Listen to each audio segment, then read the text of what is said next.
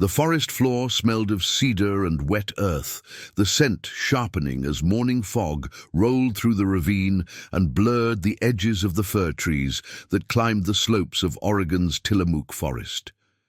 It was late September 1993, and the air carried the first bite of autumn, cold enough that breath condensed, warm enough that the hike still felt comfortable under a flannel jacket. 14-year-old Ethan Fletcher walked ahead of his father on the trail, his red backpack catching sunlight each time the canopy opened, his stride confident in the way of boys who believe the wilderness is conquerable. His father, Paul, called out to slow down, but Ethan only waved without turning, eager to reach the overlook where the river bent silver against the rock. They had planned this weekend for months, a tradition meant to honor the boys' growing independence, and Paul felt the quiet pride that came with watching his son navigate the route without hesitation. They stopped for water near a creek crossing, and Ethan knelt to fill his bottle, his face flushed with exertion and excitement. 20 minutes later, Paul crested a ridge and realized he could no longer hear footsteps ahead. He called Ethan's name once, then louder, and the silence that answered was the kind that swallows sound and returns nothing. He jogged forward, scanning the trail, and found the red backpack torn and lying against a boulder, its left strap shredded as if caught in something sharp. 10 feet beyond it, a single hiking boot rested on its side near the riverbank, laces still tied, the tread caked with mud. The trail ended there. The forest offered no explanation. Paul's hand shook as he examined the boot, turning it over, searching for blood or torn fabric, finding only dirt and pine needles.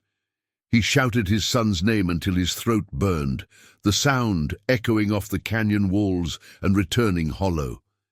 He retraced their route, checking every fork and switchback, his mind cycling through rational explanations, even as dread settled into his chest like cold stone. When he finally radioed the ranger station 2 hours later, his voice had gone flat with shock, the words coming out mechanical. "My son is missing. I found his pack and boot by the river. I don't know where he went." Search teams arrived within hours, fanning out in concentric rings, while canine units traced scent paths that broke and doubled back, leading nowhere conclusive. Volunteers combed the underbrush, calling Ethan's name until their voices cracked, while helicopters circled overhead, infrared cameras scanning for heat signatures beneath the canopy. Divers checked the river for days, dragging sections where the current slowed, finding only branches and silt. The torn backpack was sent to the state crime lab, where technicians found no fingerprints beyond the family's, no fibers that didn't match Ethan's clothing, no evidence of animal predation. The boot showed scuff marks consistent with running or stumbling, but the pattern told no clear story. Theories multiplied among investigators: a fall into the water, a wildlife encounter, a sudden abduction by someone who knew the forest well enough to leave no trace. Paul and his wife, Linda, stood at the search headquarters each morning, holding photographs and distributing flyers, their faces tightening with exhaustion as the days stretched into weeks. Television crews filmed them pleading for information, their voices breaking on camera, and the footage played in loops on evening news broadcasts that reached millions, but produced no credible leads. Weeks became months, and the search scaled back to periodic sweeps conducted by volunteers who refused to let the case go cold. The Fletchers returned home to a house that felt hollowed out, every room a reminder of absence. Linda began organizing a foundation focused on trail safety and missing persons, channeling her grief into action, while Paul grew quieter, spending hours studying maps and wilderness survival manuals as if knowledge could reverse what had happened. He marked potential search zones in different colors, calculated water sources and shelter possibilities, and presented his findings to investigators who listened politely but had no resources to pursue hunches based on a father's desperation. The official file remained open, but hope calcified into a kind of suspended mourning. the not knowing more unbearable than closure. Ethan's bedroom stayed untouched, his school notebooks and baseball glove preserved exactly as he had left them, a shrine to the boy who had walked into the trees and never came back. Friends stopped calling after the first year, uncomfortable with grief that had no endpoint, and the Fletchers learned to navigate social situations where people avoided mentioning children or hiking or Oregon, as if silence could spare them pain they carried regardless. 15 years passed, and the world moved forward in the way it does, absorbing loss into routine until the pain becomes a low hum beneath the surface. Paul and Linda aged into the roles of parents who had survived the unimaginable, their faces familiar to advocacy groups and cold case documentaries that revisited the disappearance every few years. They had learned to speak about their son in past tense without breaking, a skill that felt like betrayal every time they practiced it. Paul retired early from his engineering job, unable to focus on projects that required optimism about the future, and took work as a trail maintenance volunteer, walking the same forests where Ethan had vanished, as if proximity might yield answers the official search had missed. Linda traveled to conferences, speaking about the gaps in search and rescue protocols, pushing for better coordination between agencies and faster mobilization of resources.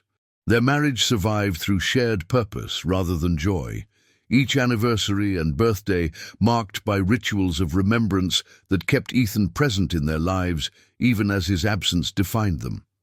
Then, in the autumn of 2008, a small-town newspaper editor in rural Idaho named Margaret Hayes opened a routine community feature submission, a photo spread from a harvest festival in the mountain town of Clayton, and paused on one image. A man in his late 20s stood beside a vendor booth selling handcrafted furniture, his face partially turned toward the camera, his expression guarded but clear enough to trigger recognition. Margaret had worked cold cases as a freelance journalist years earlier, and something about the man's features pulled at memory.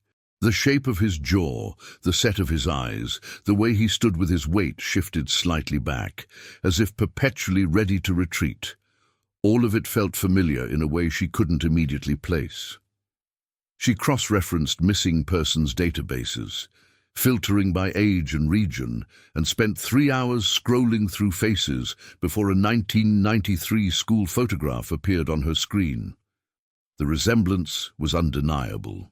She enlarged both images, comparing the slope of the nose, the spacing of the eyes, the distinctive curve of the upper lip, and felt her pulse quicken with the possibility that seemed too improbable to voice aloud.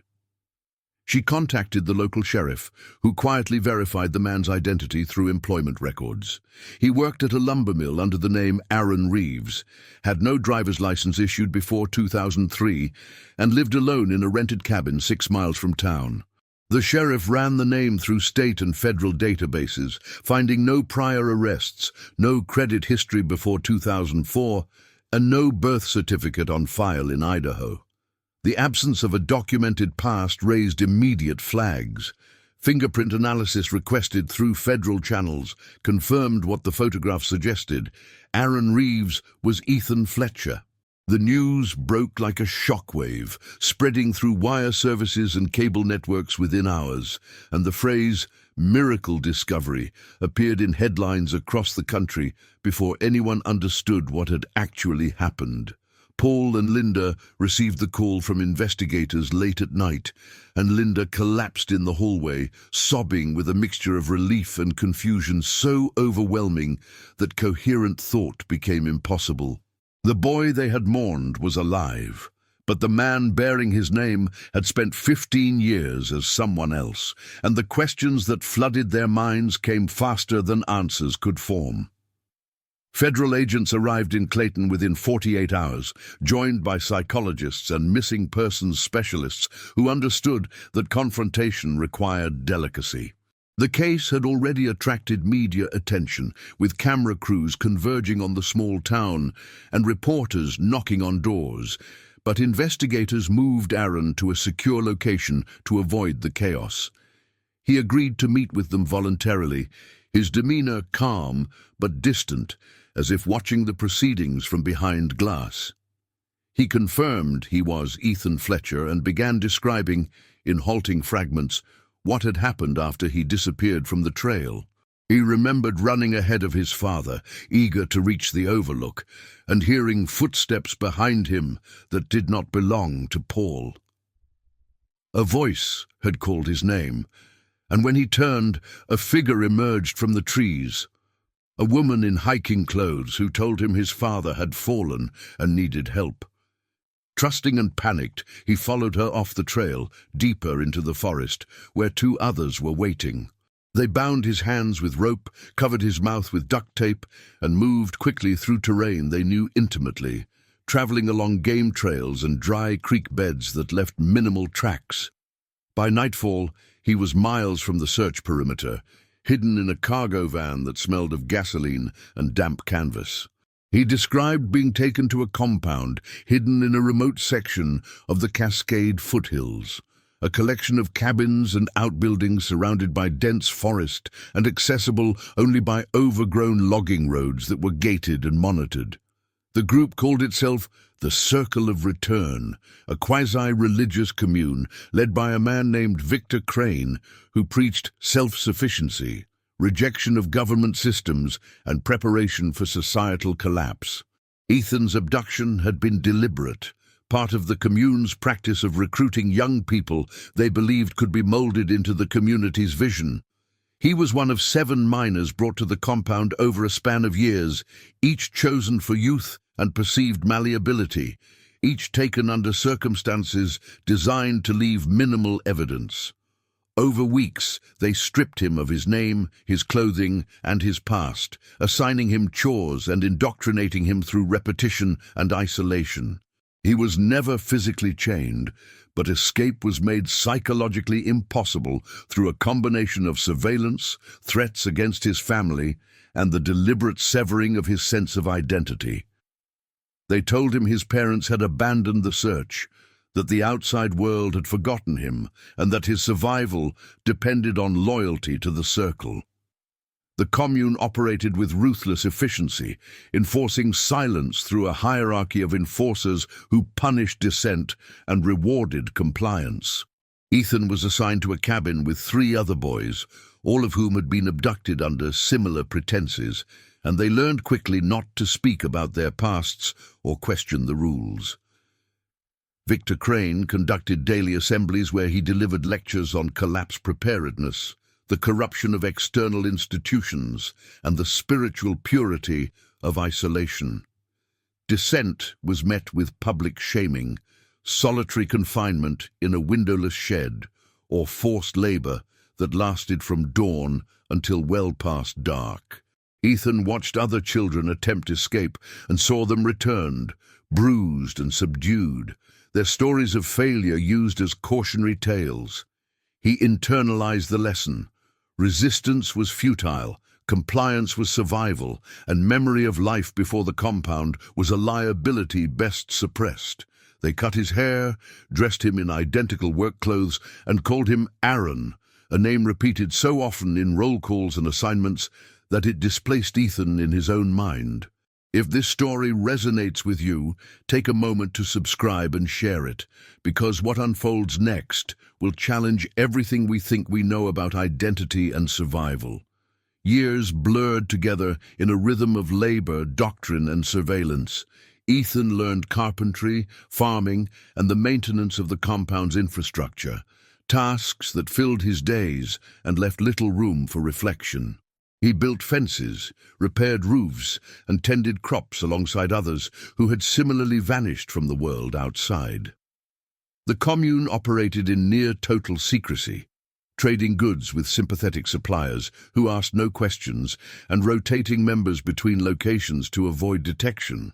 Mail was forbidden, phones were non-existent, and the only contact with the outside world came through Crane's controlled interactions with vendors who believed the group to be a harmless, intentional community. By the time Ethan reached adulthood, He no longer recognized the boy who had hiked the Tillamook trail. Victor Crane had renamed him Aaron, a designation repeated so often it became truth, and the psychological conditioning ran deep enough that even doubt felt dangerous. The commune discouraged questions, punished dissent through isolation and public shaming, and reinforced the belief that leaving meant death or imprisonment. Ethan, now Aaron, internalized these rules as survival mechanisms, and the boundary between coercion and complicity became indistinguishable. He participated in assemblies, recited doctrine, and performed his assigned roles with a detachment that protected him from the full weight of his captivity. He did not consciously choose loyalty, but neither did he actively resist, existing instead in a state of suspended agency where each day simply followed the last. He formed cautious friendships with other members, relationships built on shared routine rather than trust, and avoided asking where they had come from or why they stayed. The compound's isolation was reinforced by geography, miles of forest in every direction, no nearby towns, and terrain difficult enough that even an escape attempt would require supplies and knowledge most members lacked. The few who tried and succeeded were never spoken of again, their absence attributed to weakness or betrayal, and their fates left deliberately vague to deter others. The compound began to fracture in the mid-2000s as financial pressures and internal conflicts eroded Crane's authority. A state investigation into property tax evasion brought unwanted attention, and Crane ordered members to scatter before law enforcement could establish a presence. The dissolution was chaotic, with people fleeing in different directions, taking whatever they could carry, and erasing ties to the commune as if it had never existed. Ethan found himself adrift, equipped with skills but no official identity, no education beyond what the commune had provided, and no clear understanding of how to re-enter a society he barely remembered.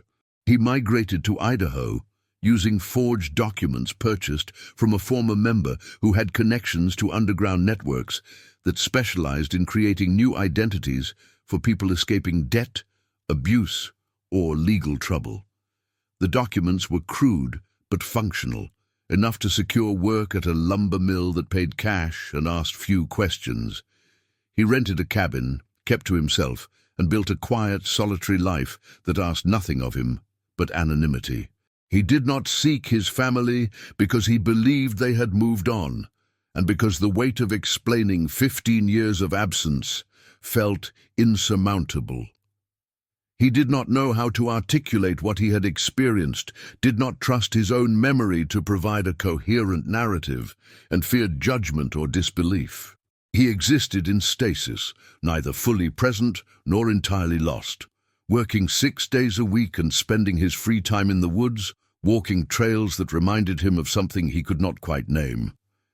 He avoided newspapers and television, afraid of encountering news that might destabilize the fragile equilibrium he had constructed. When co-workers invited him to social events, he declined politely, cultivating a reputation as a loner who preferred solitude. The life he built was small and unremarkable, defined by routine and the absence of questions, and for a while it felt like enough, until the photograph appeared in the newspaper and shattered everything.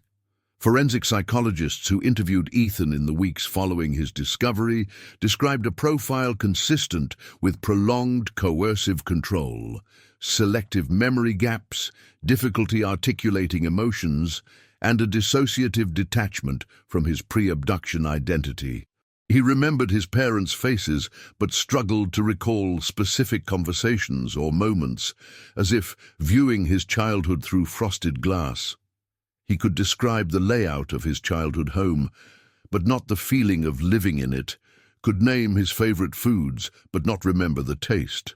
The psychologists explained that trauma and extended conditioning had fragmented his sense of self, creating a protective barrier between Aaron and Ethan that would require years of therapy to navigate. They warned against expecting rapid integration, cautioned that memories might return unpredictably or not at all, and emphasized that recovery would be non-linear and deeply personal. Ethan listened to their assessments with a strange sense of detachment, as if they were describing someone else entirely, and when they asked how he felt about being found, he answered honestly, he didn't know. The reunion with Paul and Linda was arranged carefully, mediated by counselors who warned against expectations of instant reconnection. When they finally met in a private room at a federal facility, Linda reached for her son and held him while he stood rigid, his arms at his sides, unable to return the embrace. Paul wept openly, but Ethan's expression remained neutral, polite, and heartbreakingly distant. He apologized for not finding them sooner, a statement that made Linda sob harder because it inverted the blame so completely. They sat together for 2 hours, speaking in careful sentences, and the conversation felt like a negotiation between strangers who shared a history neither could fully access. Paul showed him photographs from childhood, hoping to trigger recognition, and Ethan studied them with clinical interest, noting details but feeling no emotional connection. Linda asked if he remembered his room, his school, his friends, and he answered truthfully, fragments maybe, but nothing solid. The boy they had lost was not the man standing before them, and the grief of that realization settled over the room like a second loss. The investigation into the Circle of Return moved swiftly, with federal agents identifying former members and tracing financial records that revealed a network of similar groups operating across the Pacific Northwest. Victor Crane was located in Montana, living under an assumed name and running a small survivalist retreat that raised immediate red flags. He was arrested on charges of kidnapping, false imprisonment, child endangerment, and conspiracy, and faced trial that drew national attention. Other members cooperated in exchange for reduced sentences, providing testimony that detailed the commune's practices and the deliberate targeting of vulnerable individuals. Investigators uncovered evidence of at least 12 abductions over 2 decades, though only 7 victims were positively identified, the others having either died, disappeared into new identities, or remained too traumatized to come forward. The legal proceedings were lengthy, but convictions followed, and the case became a catalyst for stricter oversight of isolated communities and enhanced protocols for missing persons investigations. Ethan testified remotely, his voice steady but devoid of emotion, describing years that felt both impossibly distant and uncomfortably present. He answered questions about daily routines, enforcement mechanisms, and the psychological tactics used to maintain control, and his testimony was considered crucial in establishing the systematic nature of the commune's operations. Defense attorneys attempted to portray him as a willing participant who had chosen to stay, but forensic experts countered with detailed explanations of coercive control, learned helplessness, and the ways prolonged isolation distorts decision-making capacity. The jury deliberated for 3 days and returned guilty verdicts on all counts. Victor Crane was sentenced to life in prison without parole, and several other leaders received sentences ranging from 15 to 30 years. The outcome provided legal closure, but for Ethan, the trial felt less like justice and more like an autopsy of a life he was still trying to understand. Reintegration proved more complex than any legal resolution. Ethan required extensive therapy to address trauma, rebuild a sense of self, and navigate the mundane bureaucracy of reclaiming his identity. Social Security reinstatement, driver's license applications, medical records, and educational transcripts that documented a childhood abruptly interrupted. He moved into a small apartment near his parents' home, accepting their presence cautiously, and began attending support groups for cult survivors, where he met others who understood the strange limbo of having lived under assumed identities. The groups provided a space where his experiences were neither sensationalized nor dismissed, where silence was respected as much as testimony. and where recovery was understood as a process rather than a destination. Slowly, fragments of his personality emerged, a dry sense of humor, a preference for solitude, and a surprising skill for woodworking that he traced back to the compound, but now repurposed into something personal. He found comfort in creating objects with clear beginnings and endings, projects where effort produced visible results, a stark contrast to the psychological work that felt endless and ambiguous. He enrolled in community college courses, studying psychology and social work, and found unexpected clarity in academic language that helped him articulate what he had experienced.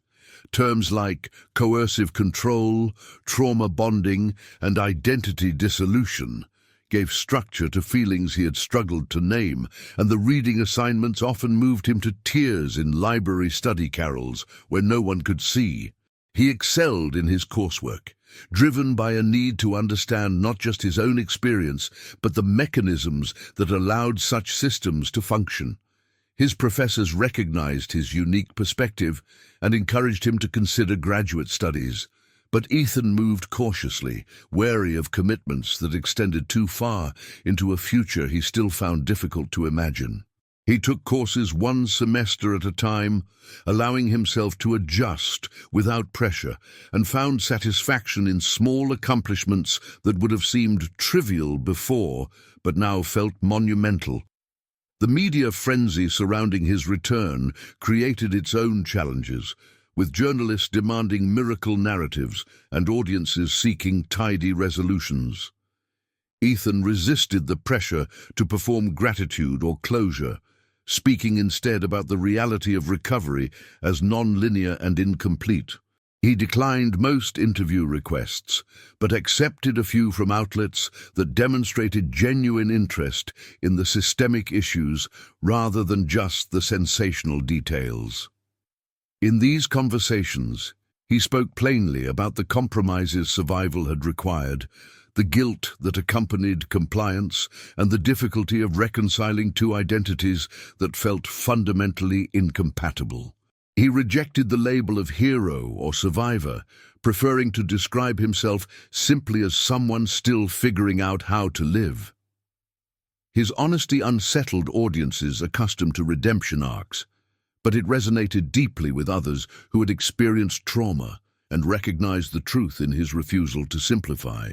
He began consulting with organizations focused on cult deprogramming and missing persons advocacy, offering insights that came from lived experience rather than theory. His presence at conferences and workshops carried a weight that statistics and case studies could not, and his willingness to speak plainly about the psychological mechanisms of control earned him respect within communities that valued honesty over inspiration.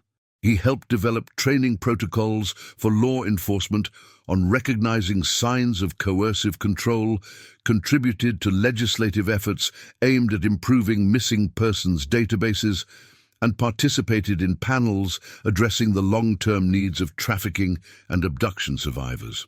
The work gave him purpose without demanding that he transform his pain into something palatable, and he appreciated the pragmatic focus on systems and outcomes rather than personal narratives. He did not claim to have overcome his past, only to be learning how to coexist with it, and that humility made his contributions all the more credible. His relationship with Paul and Linda evolved slowly, marked by tentative progress and inevitable setbacks. They learned to navigate conversations without forcing intimacy, to share meals without expecting the easy familiarity of the past, and to accept that love could exist alongside strangeness. Linda returned to her foundation work, and Ethan occasionally joined her at events, speaking briefly about the importance of sustained search efforts and the need for support systems that extended beyond the initial crisis. Paul taught him to drive, a skill he had never acquired, and the hours spent practicing parallel parking and highway merging became a kind of shared meditation, focused on the present rather than the weight of lost years. They did not speak much during these drives, But the silence felt companionable rather than strained, and Ethan appreciated his father's patience with his slow progress. Small rituals emerged, Sunday dinners that Ethan sometimes attended, text messages exchanged without expectation of immediate response, and occasional hikes on familiar trails where they walked side by side without needing to fill the quiet. Years after the discovery, Ethan returned to the Tillamook forest with his father, retracing the trail where the disappearance had begun. They walked in silence until they reached the overlook, the river still bending silver against the rock, the air still smelling of cedar and damp earth. Paul asked if it felt familiar, and Ethan admitted he wasn't sure. The memory was there, but it belonged to someone else, a boy he could no longer fully inhabit. They stood together watching the water, and for the first time, Ethan felt something close to peace, not because the past had been resolved, but because he had finally stopped running from it. The forest had taken a boy and returned a man, and though the years between could never be reclaimed, the act of standing there present and accounted for felt like a kind of reclamation all its own. The story of the boy who vanished and the man who emerged would continue to resonate, not as a miracle, but as a testament to the resilience required to rebuild a self from fragments and the quiet courage it takes to choose, again and again, to keep going.